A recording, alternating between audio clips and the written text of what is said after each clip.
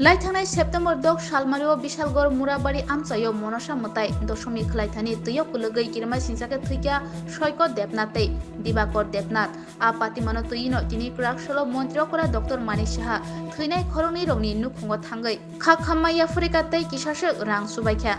আমরা সবাই অলরেডি 6 তারিখের ঘটনা আপনারা সবাই জানেন অত্যন্ত মর্মান্তিক ঘটনা একটা পুজোর বিসর্জন দেওয়ার পর ওরা স্নান করতে গিয়েছিল মামাতো পিস্তত ভাই একজনের নাম দিবাকর দাস আর একজনের নাম সৈকত দেবনাথ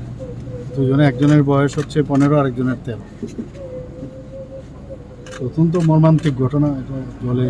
ডুবে ওরা মারা গেছে তো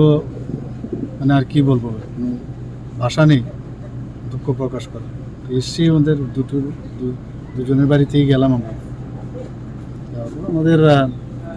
মানে ভগবানের কাছে প্রার্থনা করি তার আত্মার